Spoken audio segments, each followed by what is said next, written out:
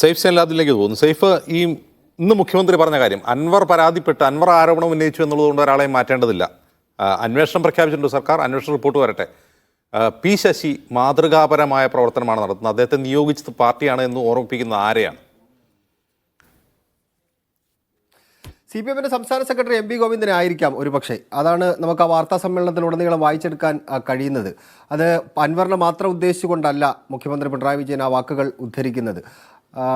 CPM സംസ്ഥാന secretary MP ഗോവിന്ദനാണ് ഈ ആരോപണം ആദ്യം ഉയർന്നു വരുന്ന സമയത്ത് PV അൻവറിൻ്റെ പരാതി അത് ഗൗരവതരത്തിൽ പാർട്ടി പരിശോധിക്കും എന്ന് പറയുന്ന CPM സംസ്ഥാന സെക്രട്ടറിയാണ്. പല ഘട്ടങ്ങളിൽ PV അൻവർ ആരോപണം ഉയർത്തിയ ഘട്ടങ്ങളിലൊന്നും മുഖ്യമന്ത്രി പിണറായി വിജയനോ CPM സംസ്ഥാന സെക്രട്ടറിയോ ഒന്നും അദ്ദേഹത്തിനെതിരെ പരസ്യമായി പറഞ്ഞിട്ടില്ല. CPM സംസ്ഥാന സെക്രട്ടറി പ്രത്യേകിച്ച് പറഞ്ഞിട്ടില്ല. ഏതെങ്കിലും ഒരു വാക്കുകൊണ്ട് പോലും PV അൻവറിനെ നോവിക്കാൻ അദ്ദേഹം തയ്യാറായിട്ടില്ല. മാത്രമല്ല, നമ്മൾ കാണേണ്ട മറ്റൊരു പ്രധാനപ്പെട്ട കാര്യം, ഈ ചിന്താ ഫ്ലാറ്റിൽ വന്ന് CPM സംസ്ഥാന സെക്രട്ടറി കണ്ട് ഇറങ്ങിയ അൻവറിൻ്റെ ഒരു ഊർജ്ജം ഉണ്ടായിരുന്നു. മുഖ്യമന്ത്രിയെ കണ്ടപ്പോൾ ഉണ്ടായിരുന്ന അൻവർ പിന്നീട് പുറത്തിറങ്ങിയ ആ AK സെന്ററിന്റെ ഫ്ളാറ്റിന്റെ മുമ്പിൽ നിന്ന് അതിഭീകരമായ വിമർശനങ്ങളാണ് ആഭ്യന്തര വകുപ്പിനെതിരെയും പി ശശിക്കുമെതിരെയൊക്കെ എല്ലാം ഉയർത്തിയത്. അതായത് പാർട്ടിയുടെ ഒരു പിന്തുണയുണ്ട് എന്നൊരു ധ്വനി അതിനകത്ത് ഉണ്ടായിരുന്നു. അതുകൊണ്ട് തന്നെ മുഖ്യമന്ത്രിയുടെ വാക്കുകൾ അത് അൻവറിനെ മാത്രം ഉദ്ദേശമല്ല, CPM സംസ്ഥാന സെക്രട്ടറിയെ കൂടി ഉദ്ദേശമാണ്. അൻവറിന് പിന്തുണ കൊടുക്കുന്നതിൻ്റെ പ്രശ്നം അദ്ദേഹത്തിനുണ്ട്. 2-3 വാചകങ്ങൾ എടുത്തു പറയേണ്ടിയിരിക്കുന്നു അജിംസ്. മുഖ്യമന്ത്രിയുടെ വാർത്താ സമ്മേളനത്തിലുണ്ടായ ചോദ്യങ്ങളുമായി ബന്ധപ്പെട്ട് അദ്ദേഹത്തിനോട് ഇങ്ങനെ ചോദിക്കുന്നു, അൻവർ ഇങ്ങനെ തുടർച്ചയായി വാർത്താ സമ്മേളനം നടത്തുന്ന ഒരു പ്രതിസന്ധി ഉണ്ടാക്കുന്നില്ലേ എന്ന ചോദ്യം മുഴുവിപ്പിക്കാൻ വരുന്നില്ല. അതിനു മുമ്പ് മുഖ്യമന്ത്രി പറയുന്നൊരു വാചകമുണ്ട്, അതുകൊണ്ടാണല്ലോ ഞാൻ ഇങ്ങനെ വന്നിരുന്ന പറയേണ്ടി വരുന്നത്, ഇനിയും ഞാൻ പറയാൻ തയ്യാറാണ് എന്ന് അദ്ദേഹം പറഞ്ഞിട്ട് പോകുന്നുണ്ട്.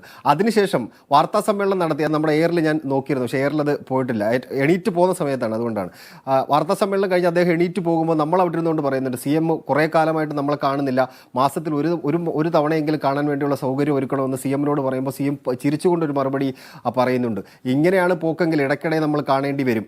ഇതാണ് മുഖ്യമന്ത്രി പിണറായി വിജയൻ പറയുന്ന ആ വാചകം. അതായത് CPM സംസ്ഥാന സെക്രട്ടറി ഇതിനെ പ്രതിരോധിച്ചുകൊണ്ട് രംഗത്ത് വരുന്നില്ല, പ്രതിരോധിക്കേണ്ടയും പറയേണ്ട കാര്യങ്ങൾ ഞാൻ തന്നെ നേരിട്ട് പറഞ്ഞോളാം എന്ന ധ്വനി മുഖ്യമന്ത്രിയുടെ വാക്കുകളുണ്ട്.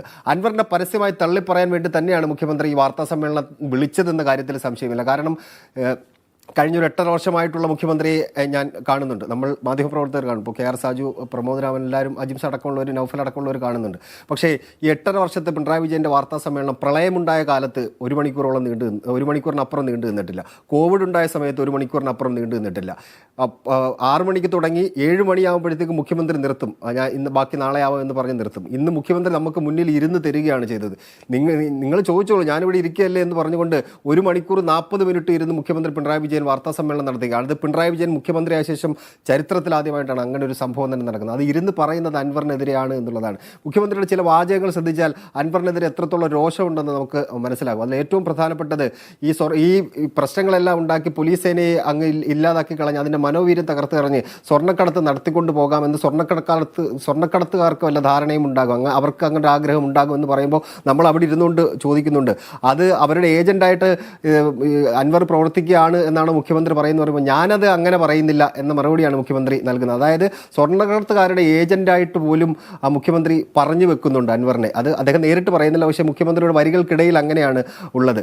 അതിനൊപ്പം തന്നെയാണ് ഈ അൻവറുമായി ബന്ധപ്പെട്ട എല്ലാ വിഷയങ്ങളിലും മുഖ്യമന്ത്രി സ്വീകരിക്കുന്ന നിലപാട്. അദ്ദേഹം കോൺഗ്രസ്സുകാരനാണല്ലോ എന്നൊരു ഘട്ടത്തിൽ പറയുന്നുണ്ട്. അദ്ദേഹം തിരികെ പോവോ എന്ന ചോദ്യം നമ്മൾ തമാശ രൂപേണ ചോദിക്കുമ്പോൾ അതെന്നെ കൊണ്ട് പറയിക്കണ്ട എന്നാണ് മുഖ്യമന്ത്രിയുടെ മറുപടി. അങ്ങനെ അൻവറുമായി ബന്ധപ്പെട്ട വിഷയത്തിൽ ഇനി ആരെന്ത് പറഞ്ഞാലും അതിനൊന്നും ഞാൻ ഉൾക്കൊള്ളുന്നില്ല, ആ ഗൗരവ സ്വഭാവത്തിൽ ഉൾക്കൊള്ളുന്നില്ല, അദ്ദേഹം കാണിച്ചത് തെറ്റാണ്, അതിന് പാർട്ടിയുടെ ആരെങ്കിലും പിന്തുണയുണ്ടെന്നുണ്ടെങ്കിൽ എനിക്ക് പറയാനുള്ള കാര്യങ്ങൾ ഞാനും അൻവറിനെതിരെ പറയും എന്ന് മുഖ്യമന്ത്രി വാർത്താ സമ്മേളനത്തിൽ ഏതാണ്ട് ആ വാർത്താ സമ്മേളനത്തിന് ആകെ തുകയായി നമുക്ക് കാണാൻ കഴിയുന്നത് അൻവറിനെ ഉദ്ദേശിച്ച് മാത്രമല്ല മുഖ്യമന്ത്രി പറയുന്നത്, അത് പാർട്ടി സെക്രട്ടറിയും അദ്ദേഹത്തിന് പിന്തുണ നിന്ന പാർട്ടിക്കാരെ ഉദ്ദേശിച്ച് തന്നെയാണെന്ന കാര്യത്തിൽ സംശയമില്ല. ജെയിംസ്, ശരി.